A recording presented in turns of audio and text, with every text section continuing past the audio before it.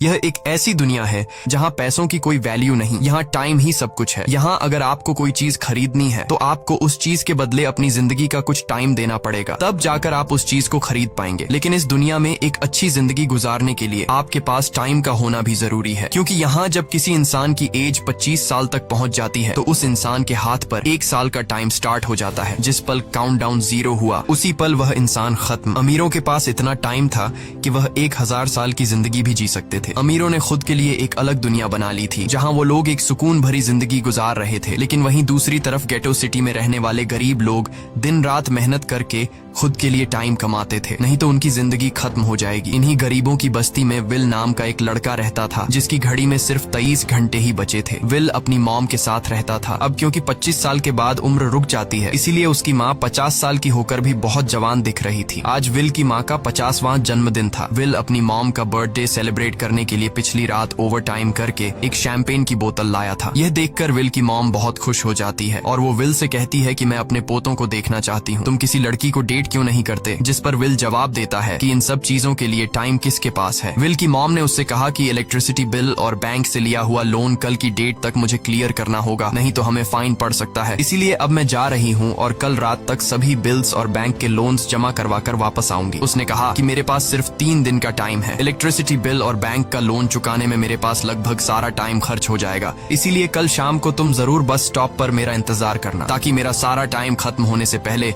मैं तुमसे कुछ टाइम ले सकूं। इस पर विल ने कहा ठीक है, मैं टाइम पर पहुंच जाऊंगा। जाने से पहले विल की माँ विल के हाथ को छूकर उसकी बॉडी में 30 मिनट ट्रांसफर करती है ताकि विल अच्छा नाश्ता खरीद कर खा सके। इसके बाद दोनों अपने अपने काम पर निकल गए। रास्ते में विल के पास एक छोटी बच्ची आती है। वो विल को एक कैप्सूल देकर विल से उसका थोड़ा सा टाइम मांगती है। विल मुस्कुराते हुए उस छोटी बच्ची को कैप्सूल में अपनी जिंदगी का 5 मिनट का टाइम दे देता है और वह चली जाती है। यहाँ हमें पता चलता है कि यह लोग अपने टाइम को एक कैप्सूल में स्टोर भी कर सकते हैं, जिससे यह लोग कभी भी यूज और ट्रांसफर कर सकते हैं। इसके बाद विल काम के लिए फैक्ट्री पहुंच जाता है। काम शुरू करने से पहले वह कॉफी लेने जाता है, लेकिन वहाँ वह देखता है कि हर एक चीज का दाम डबल हो गया है। जहां पहले कॉफी 2 मिनट की मिलती थी, अब उसका प्राइस डबल होकर 4 मिनट हो चुका है। यहाँ पर कभी भी किसी चीज का भी दाम बढ़ा दिया जाता है बिना किसी अनाउंसमेंट के। ये बात विल को बहुत बुरी लगती है। मजबूरी में विल ने भी कॉफी के लिए अपनी जिंदगी के 4 मिनट पे किए और काम पर लग गया। दिन भर के काम के बाद रात के वक्त विल अपने दोस्त के साथ एक बार में जाता है। विल का दोस्त एक नंबर का शराबी था। वह हर वक्त शराब के नशे में टली रहता। विल का दोस्त विल को इशारे में बताता है कि वह आदमी सबको फ्री में दारू पिला रहा है और उसके पास बहुत ज्यादा टाइम है। ये सुनकर विल ने जब उस आदमी की तरफ देखा तो उसे चारों तरफ से लड़कियों ने घेरा हुआ था। विल की जब उस आदमी की घड़ी पर नजर गई तो उस आदमी के पास 116 साल का टाइम था। ये देखकर विल समझ जाता है कि यह आदमी ग्रीनिच सिटी से है, क्योंकि गेटो सिटी में लोगों के पास ज्यादा से ज्यादा 2 दिन का टाइम होता है। विल उस आदमी के पास आया और उसे वार्न करने लगा कि यहाँ पर तुम्हें नहीं होना चाहिए था। यहाँ चोरों का खतरा है, ये लोग तुम्हें मारकर तुम्हारा टाइम चुरा लेंगे, इसलिए जल्दी से यहाँ से निकल जाओ। लेकिन वो आदमी विल की बातों को सीरियस नहीं लेता और उसे इग्नोर करके ड्रिंक करने लग जाता है। तभी उस बार में फोर्टिस नाम का एक गैंगस्टर अपने ग्रुप के साथ आया, जिसे देखकर सारे लोग बाहर निकल भागे। दरअसल यह शहर के सबसे बड़े गुंडे हैं जो लोगों से जबरदस्ती टाइम चुराते हैं। विल का दोस्त विल को पकड़कर ले जाने लगा, लेकिन विल ने जाने से इनकार कर दिया और वहाँ एक कोने में छिपकर सब कुछ देखने लगा। फोर्टिस उस अमीर आदमी से उसका सारा टाइम लूटने आया था। फोर्टिस उस अमीर आदमी को चैलेंज करता है कि चलो पंजा लड़ाते हैं और जो हारेगा वह अपना सारा टाइम जीतने वाले को दे देगा। ये टाइम फाइट आर्म रेसलिंग की तरह थी, जिसमें 2 लोगों को एक दूसरे की कलाई पकड़नी होती थी। जिस भी इंसान की कलाई नीचे होती थी उसका टाइम घटने लगता था और वो टाइम उस आदमी के हाथ में ट्रांसफर होने लगता था जिसकी कलाई ऊपर होती थी। इस तरह जीतने वाला इंसान सारा टाइम उस दूसरे आदमी से अपनी बॉडी में स्टोर करके उसे मार देता।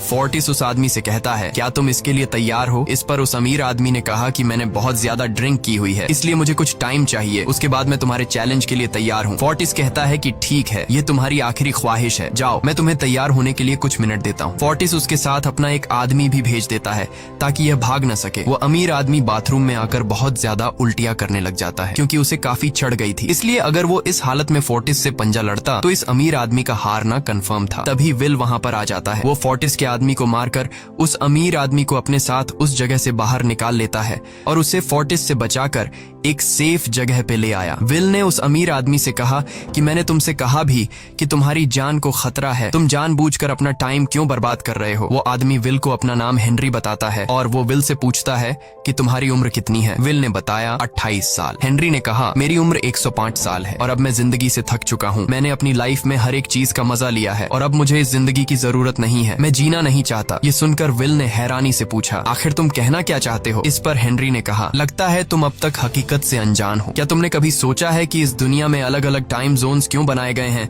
आखिर क्यों तुम्हारे टाइम जोन गेटो में किसी भी वक्त चीजों के दाम और टैक्स बढ़ा दिए जाते हैं? दरअसल महंगाई जानबूझकर बढ़ा दी जाती है ताकि गरीब लोग मरते रहें और उनकी मौत का फायदा ग्रीनविच टाइम जोन के अमीर लोगों को होता रहे। असल में ये सारा सिस्टम उन्हीं का बनाया हुआ है। जरा सोचो, वहाँ ग्रीनविच टाइम जोन में लोगों के पास जीने के लिए हजारों साल हैं, लेकिन यहाँ गेटो में तुम लोग हर रोज जीने के लिए मेहनत मजदूरी करते हो। ऐसा इसलिए है क्योंकि उन्होंने तुम्हें यह करने के लिए मजबूर किया है। वो लोग तुम लोगों को ज्यादा टाइम देना ही नहीं चाहते ताकि तुम लोग मजबूरी में उनके लिए काम करते रहो। वो लोग महंगाई बढ़ाकर तुम्हें ज्यादा से ज्यादा टाइम खर्च करने पर मजबूर करते हैं ताकि तुम्हारे टाइम से वो हमेशा की जिंदगी जी सकें। उन्होंने अपनी जिंदगी का हर एक दिन गरीबों की मौत से इकट्ठा किया है और मैं ऐसी जिंदगी बिल्कुल भी नहीं जीना चाहता जो किसी गरीब मजबूर इंसान की मौत से मिली हो। ये सब सुनकर विल समझ गया कि हेनरी बहुत ही नेक दिल इंसान है। हेनरी ने विल से आगे पूछा अगर तुम्हारे पास मेरे जितना टाइम होता तो तुम क्या करते? विल ने मुस्कुराकर कहा कि सबसे पहले मैं बार बार टाइम को देखना छोड़ देता, क्योंकि उस वक्त भी विल के पास सिर्फ 18 घंटे होते हैं। वो सोने से पहले, सोने के बाद, खाना खाते टाइम हर वक्त अपनी घड़ी देखता रहता है क्योंकि मुझे डर लगता है कि कहीं मेरा टाइम खत्म न हो जाए और मैं मर न जाऊं। विल कहता है कि मेरी मॉम घर संभालने के लिए बहुत ज्यादा मेहनत करती है। अगर मेरे पास तुम्हारी तरह इतना ज्यादा टाइम होता तो मैं अपनी मॉम के लिए ग्रीनविच सिटी में एक अच्छा घर खरीदता और हम दोनों वहाँ पर खुशी से जिंदगी गुजारते। इसके बाद विल ने हेनरी से कहा आज रात हमें यहीं रुकना होगा, सुबह तक खतरा टल जाएगा, तब तुम वापस अपने घर लौट जाना। इसके बाद ये दोनों सो जाते हैं। सुबह उठकर हेनरी देखता है कि विल अभी भी सो रहा है। वो विल के पास आता है और उसके पास जितना भी टाइम होता है वो सारा का सारा विल को ट्रांसफर कर देता है और अपने पास कुछ ही मिनट बचाकर एक ब्रिज के ऊपर जाकर बैठ जाता है। विल जब नींद से जागा तो उसने देखा कि हेनरी वहां से जा चुका है। तभी हमेशा की तरह नींद से जागने के बाद विल ने अपनी घड़ी में नजर डाली। विल की घड़ी में 116 साल ऐड हो चुके थे। यह देखकर उसकी आंखें खुली की खुली रह गईं। उसे लगा कि वो अभी भी नींद में है और सपना देख रहा है। इसी दौरान विल की नजर विंडो पर पड़ी जिस पर लिखा था मेरा टाइम बर्बाद मत करना। वो समझ जाता है कि हेनरी ने मुझे अपना सारा समय दे दिया है। तभी विल ने हेनरी को दूर एक ब्रिज के किनारे पर बैठे देखा। विल जल्दी से हेनरी की तरफ भागा, लेकिन अब बहुत देर हो चुकी थी क्योंकि हेनरी के पास अब बस कुछ ही सेकंड्स बचे थे और थोड़ी देर बाद वो एक झटके से मरकर ब्रिज से नीचे पानी में गिर गया। विल को हेनरी की मौत का बहुत ज्यादा दुख होता है। अब विल के पास 116 साल की जिंदगी थी और वो समझ जाता है कि अगर मैं यहाँ पर रहा तो लोग समझेंगे कि हेनरी को इसी ने मारा है। विल जल्दी से अपने दोस्त के पास जाता है। विल का दोस्त विल के हाथ में इतना सारा टाइम देखकर शॉक रह जाता है, जिसके बाद विल ने अपने दोस्त को दोस्ती की खातिर 10 साल का टाइम दिया। ये देखकर विल का दोस्त उसका दिल से शुक्रिया अदा करता है। विल कहता है कि यहाँ रहना मेरे लिए अब ठीक नहीं, क्योंकि इतने ज्यादा टाइम को देखते हुए मेरा टाइम छीनने के लिए कोई भी मुझे मार सकता है। अब मैं अपनी माँ के लिए ग्रीनविच सिटी में एक अच्छा सा घर खरीद सकता हूँ और वहाँ पर एक सेफ लाइफ गुजारूंगा। जिसके बाद विल अपने दोस्त को गुड बाय कहकर वहाँ से निकल जाता है और सीधा उस बस स्टॉप पर जाकर मॉम का इंतजार करने लगता है, जहाँ 2 दिन पहले उसकी मॉम ने उससे कहा था कि मैं इलेक्ट्रिसिटी का बिल और बैंक का लोन चुकाकर इस बस स्टॉप पर पहुंचूंगी। दूसरी तरफ विल की मॉम सारे लोन और बिल्स भरने के बाद घर लौटने के लिए बस में चढ़ी, पर तभी उसे पता लगा कि एक ही दिन में बस की टिकट के दाम डबल हो गए थे। पहले जहां टिकट 1 घंटे में आती थी वहीं अब प्राइस 2 घंटे हो गया था। ये देखकर विल की मॉम बहुत ज्यादा परेशान हो जाती है क्योंकि विल की मॉम के पास सिर्फ 1.5 घंटा बचा था। विल की मॉम बस ड्राइवर से रिक्वेस्ट करती है कि अगले स्टॉप पर मेरा बेटा उसे बाकी का टाइम दे देगा, लेकिन बस ड्राइवर ने साफ इनकार कर दिया और कहा कि अगर टाइम नहीं है तो फिर पैदल चली जाओ। लेकिन विल की मॉम को पता था कि अगला बस स्टॉप बहुत दूर है, अगर वह पैदल भी जाती है तो उसे पहुंचने में 2 घंटे लगेंगे। उस वक्त बस में ढेर सारे पैसेंजर्स सवार थे। विल की मॉम ने उनसे भी रिक्वेस्ट की पर किसी ने भी उनकी मदद नहीं की। इतने में ही बस वहां से निकल गई। विल की मॉम रेचल के पास ज्यादा टाइम नहीं बचा था, इसलिए वह दौड़ती हुई पैदल घर की तरफ भागने लगी। दूसरी तरफ विल अपनी मॉम के लिए फूलों का गुलदस्ता लिए बस स्टॉप पर उनका इंतजार कर रहा था, क्योंकि आज उसे अपनी मॉम का बर्थडे सेलिब्रेट करना था। बस जब उस स्टॉप पर पहुंची तो कई सारे पैसेंजर्स उतर आए, पर उनमें से विल की मॉम नहीं थी। विल यह देखकर परेशान हो जाता है और उसे समझ आ गया कि जरूर उसकी मॉम मुसीबत में है। वह उसी वक्त अपनी मॉम की तलाश में भागा। उधर रेचल के पास अब कुछ ही मिनट बचे थे। वह रास्ते में आने वाली गाड़ियों और लोगों के घरों का दरवाजा पीट पीट कर उनसे थोड़ा समय उधार मांग रही थी, लेकिन कोई भी उसकी मदद करने को तैयार नहीं था। इधर विल जब कुछ दूर गया तो उसे उसकी मॉम दौड़ती हुई नजर आ गई। अपनी मॉम को भागते हुए देख विल समझ गया कि उनके पास ज्यादा टाइम नहीं है। वह अपना हाथ आगे करके तेजी से उनकी तरफ दौड़ने लगा। उधर रेचल के पास अब सिर्फ 10 सेकंड्स ही रह गए थे। वह भी पूरी तेजी से विल की ओर भाग रही थी, लेकिन जैसे ही रेचल अपने बेटे विल के पास पहुंची, उसका टाइम खत्म हो जाता है और वह मर जाती है। यह देखकर विल को बहुत दुख होता है, क्योंकि उसने अपनी मॉम के लिए क्या कुछ नहीं सोचा था। वह चीख चीख कर रोने लगा। अगली सुबह तक हेनरी की डेड बॉडी टाइम कीपर्स को मिल चुकी थी। ये टाइम कीपर्स वहां पर इन्वेस्टिगेशन करते हैं। आज की दुनिया में टाइम कीपर्स होते थे जो पुलिस की तरह थे। इन टाइम कीपर्स का काम भी क्राइम को रोकना होता है। टाइम कीपर्स के ऑफिसर रेमंड ने उस जगह में अच्छी तरह से जांच की, लेकिन उसे कोई भी क्लू नहीं मिला। तभी रेमंड की नजर उस ब्रिज के पास लगे सीसीटीवी कैमरा की तरफ गई। वह सीसीटीवी फुटेज चेक करने सीसीटीवी रूम के लिए निकल पड़ा। दूसरी तरफ विल समझ चुका था कि उसकी मॉम की मौत के लिए ग्रीनिच में रहने वाले अमीर लोग ही जिम्मेदार हैं,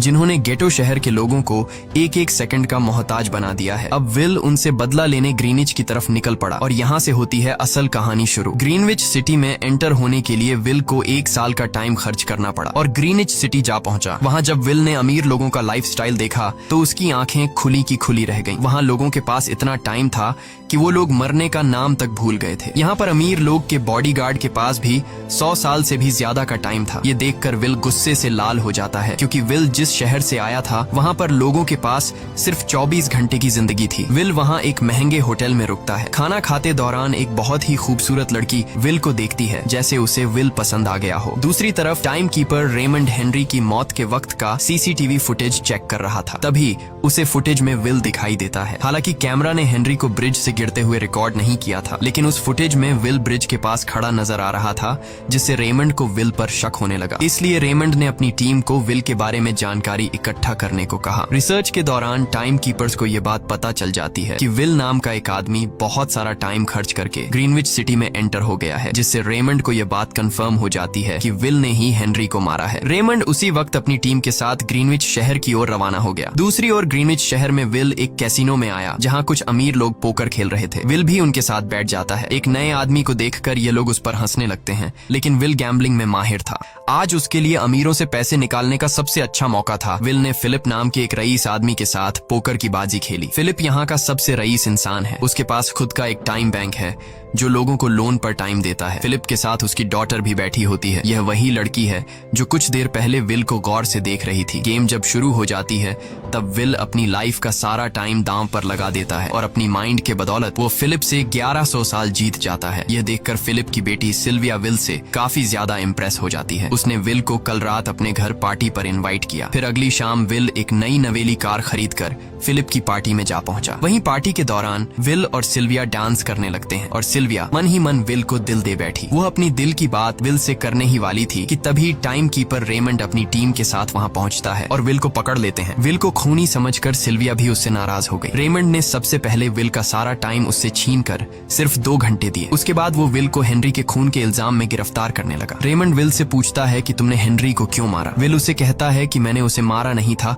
बल्कि वो खुद जीना नहीं चाहता था, इसलिए उसने मुझे 116 साल दी और बाद में उसने खुद की जान ली। लेकिन रेमंड विल की बात पर यकीन नहीं करता। विल समझ जाता है कि रेमंड मुझे हेनरी के झूठे केस में फंसाकर उम्र भर कैद के लिए मुझे जेल में डाल देगा। इसलिए वह मौका देखते ही रेमंड के आदमियों को मारकर खुद को आजाद कर लेता है और उनकी बंदूक लेकर सिल्विया को बंदी बना लिया। सिल्विया को ढाल बनाकर विल उसे साथ लेकर भाग निकला और रेमंड और उसके आदमियों को चकमा देता हुआ वापस गेटो शहर आ पहुंचा। इस दौरान विल के पास टाइम काफी कम बचा था। उसने सिल्विया से कुछ टाइम उधार मांगा, लेकिन सिल्विया ने उसे 1 सेकंड भी देने से इनकार कर दिया, क्योंकि वह भी उसे हेनरी का खूनी समझ रही थी। इसलिए वो और तेजी से गेटो शहर की तरफ कार दौड़ाता है ताकि वहां पहुंचकर किसी से टाइम उधार ले सके। जल्दबाजी में उसका ध्यान आगे सड़क पर बिछी कंटीली तारों पर नहीं पड़ता, जिससे टकराते ही विल की कार ब्रिज से नीचे गिर जाती है। इस एक्सीडेंट में विल और सिल्विया बेहोश हो गए। असल में रास्ते में वह कांटे फोर्टिस और उसकी गैंग ने बिछाए थे। फोर्टिस ने देखा कि सिल्विया के पास 10 साल का टाइम था। वो सिल्विया का सारा टाइम चुरा कर वहां से निकल जाते हैं। इतने में ही विल और सिल्विया को होश आया। सिल्विया ने जब अपने हाथ की तरफ देखा तो वो परेशान हुई, क्योंकि उसके पास सिर्फ सिर्फ 30 मिनट ही बचे थे और विल के पास भी कुछ मिनट ही बचे थे, पर फिर भी उसने सिल्विया को अपने कुछ मिनट दिए, जिससे इन दोनों का टाइम बराबर हो गया। इसके बाद विल सिल्विया को लेकर जल्दी से अपने दोस्त के घर जाता है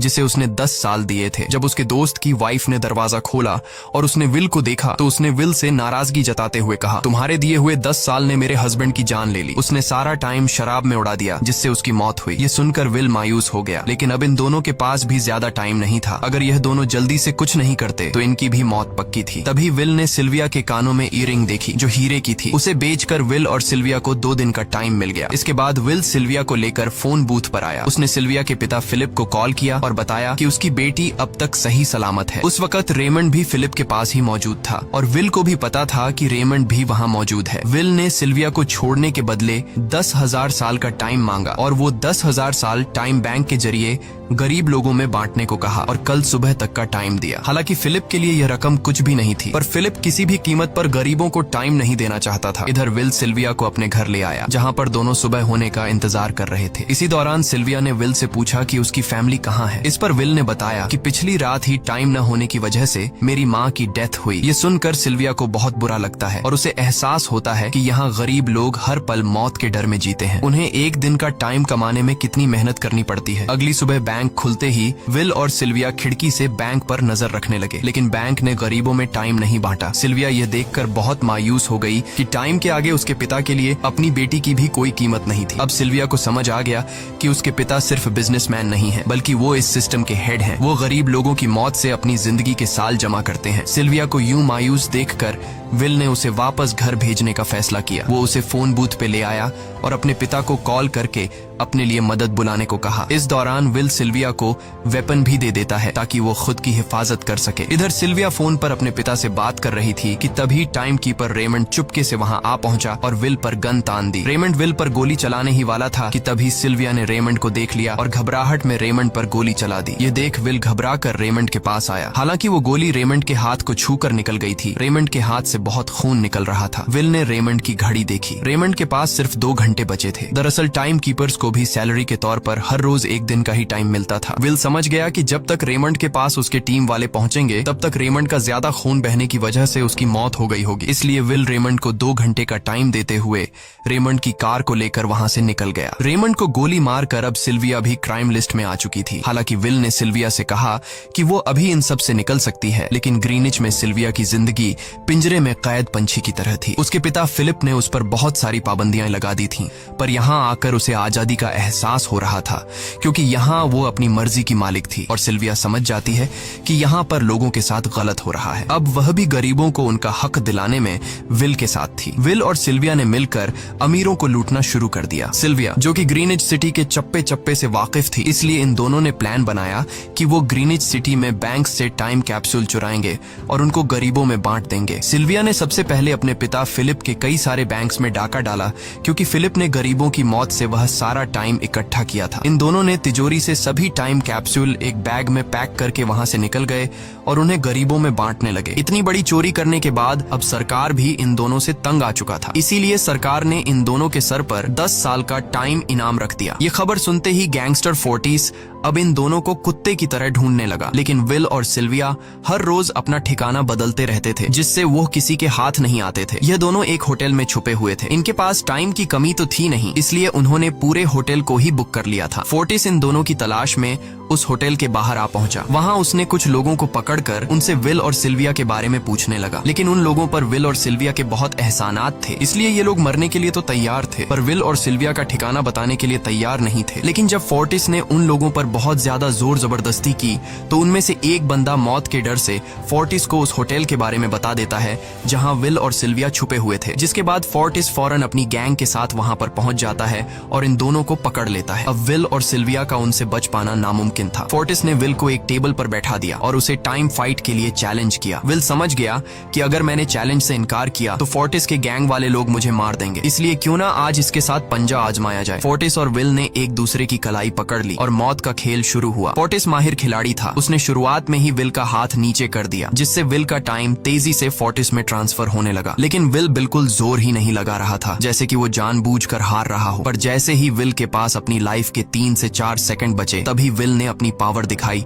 और एक झटके से फोर्टिस का हाथ नीचे कर दिया। फोर्टिस की आंखें खुली की खुली रह गईं। वो पूरा जोर लगाकर अपना हाथ ऊपर करने की कोशिश कर रहा था, लेकिन विल की ताकत के आगे वो ढीला पड़ चुका था। ये देख फोर्टिस के आदमियों का ध्यान फोर्टिस की घड़ी पर अटक गया। अब उनका बॉस मरने वाला था। इतने में ही मौका पाकर विल ने अपने जूते से गन निकाली और पलक झपकते ही फोर्टिस के सारे आदमियों को शूट कर दिया, क्योंकि अगर वो ऐसा नहीं करता तो वो लोग उसे मार देते। इसी के साथ फोर्टिस का टाइम 0 हो गया और वह भी मारा गया। विल और सिल्विया जल्दी से वहां से भाग निकले। इसी दौरान उन्होंने देखा कि अमीरों ने सारा खेल पलट दिया था। विल और सिल्विया ने गरीबों में जितना भी टाइम बांटा था, उसकी वैल्यू अब कुछ भी नहीं रही थी, क्योंकि अमीरों ने महंगाई के दर को कई गुना बढ़ा दिया था। यह देख विल हारा हुआ महसूस करने लगा और उसे लगा कि मैं कभी भी इन गरीबों को उनका हक नहीं दिला सकूंगा। उसने सिल्विया से कहा कि अब सब खत्म हो चुका है। अगर वो लोगों में 1000 साल भी बांट दें तो अमीर लोग महंगाई को और ज्यादा बढ़ा देंगे, जिससे लोगों की हालत कभी नहीं सुधर पाएगी। सिल्विया ने कहा कि कोई तो रास्ता होगा। इस पर विल ने कहा कि हमें लाखों साल चुराकर इन लोगों को देने होंगे, तब जाकर हम लोग महंगाई को कंट्रोल कर सकते हैं। हालांकि यह इतना आसान नहीं था, पर सिल्विया ने इसके लिए एक प्लान सोच रखा था। अगली ही सुबह जब फिलिप अपने बॉडीगार्ड्स के साथ ऑफिस पहुंचा, तभी सिल्विया वहां आई और उसने अपने पिता से कहा कि वो सरेंडर करना चाहती है। तब सारे गार्ड्स ने सिल्विया पर गन तान दी, लेकिन तभी वहां पीछे से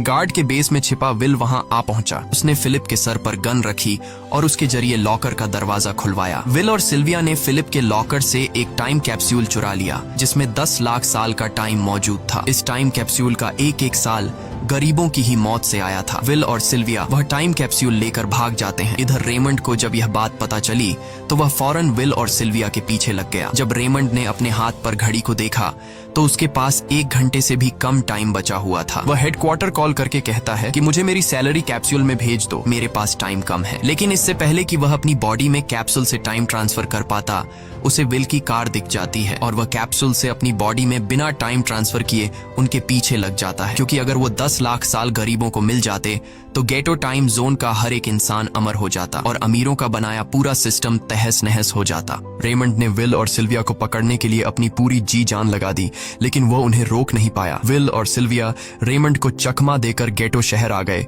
और वह टाइम कैप्सूल एक बच्ची के हाथों में सौंप दिया। उन्हें पता था कि रेमंड सीधा हमारे पीछे गीटो शहर पहुंचेगा, इसलिए उन्होंने इस जगह को छोड़कर एक सुनसान जगह पर चले गए। उधर उन्होंने गीटो शहर के लोगों में लाखों साल बांटकर उन्हें अमर कर दिया था, लेकिन खुद इन दोनों के पास बहुत ही कम टाइम बच जाता है। बदकिस्मती से उसी पल रेमंड ने उन्हें पकड़ लिया। रेमंड ने विल को धमकी देते हुए कहा, अगर तुम्हें अपनी जान प्यारी है तो चुराया हुआ सारा टाइम वापस कर दो। तब विल ने उसे अपनी घड़ी का समय दिखाया। विल और सिल्विया के पास कुछ ही मिनट बचे थे। विल ने रेमंड से कहा, कहीं तुम भूल तो नहीं गए? याद है जब तुम मरने वाले थे तो मैंने तुम्हें कुछ टाइम उधार दिया था। टाइम तो तुम्हें मुझे वापस करना चाहिए। यह सुनकर रेमंड को याद आया कि विल और सिल्विया को पकड़ने की जल्दी में उसने अपने टाइम पर ध्यान ही नहीं दिया। जब उसने अपनी घड़ी पर नजर डाली तो उसके पास सिर्फ 5 सेकंड ही बचे थे, जो देखते ही देखते 0 हो गए और रेमंड मारा गया। विल और सिल्विया रेमंड से तो बच गए थे, पर इन दोनों के पास भी अब सिर्फ एक मिनट ही बचा था। ऊपर से उस सुनसान इलाके में उनकी मदद करने वाला भी अब कोई नहीं था। उन्हें अपनी मौत साफ नजर आ रही थी। इन दोनों ने मायूस होकर एक दूसरे को गले लगाया और तभी विल को रेमंड की कार नजर आई। विल फौरन कार की तरफ भागा और वहां पहुंचकर उसने रेमंड की सैलरी का टाइम अपनी घड़ी में ट्रांसफर कर दिया। इसके बाद वह सिल्विया को भी टाइम देने उसकी ओर भागने लगा। सिल्विया भी तेजी से विल की ओर दौड़ रही थी। सिल्विया के पास कुछ ही सेकंड्स बचे हुए थे। यह बिल्कुल उसी तरह का पल था जिस तरह से विल ने अपनी मॉम को खोया था। विल ने अपनी मॉम को तो खो दिया था, पर सिल्विया को नहीं खोना चाहता था। विल सिल्विया के बिल्कुल करीब ही था, पर तभी सिल्विया विल की बाहों में गिर पड़ी। लकीली विल ने सही वक्त पर सिल्विया का हाथ थाम लिया था, जिससे उसकी जान बच गई। विल और सिल्विया की बदौलत अब डेटन शहर के सारे लोग अमर हो चुके थे। अब उन्हें 1-1 घंटे कमाने के लिए फैक्ट्रीज में काम करने की जरूरत नहीं थी। वह सभी अपने सपनों को पूरा करने ग्रीनिच शहर की ओर निकल पड़े, जिससे अमीरों का बनाया सारा सिस्टम फेल हो गया। वहीं इसी के साथ यह कहानी खत्म हो जाती है। अगर आपको वीडियो अच्छी लगी हो तो हमारे चैनल को सब्सक्राइब और वीडियो को लाइक जरूर कीजिएगा।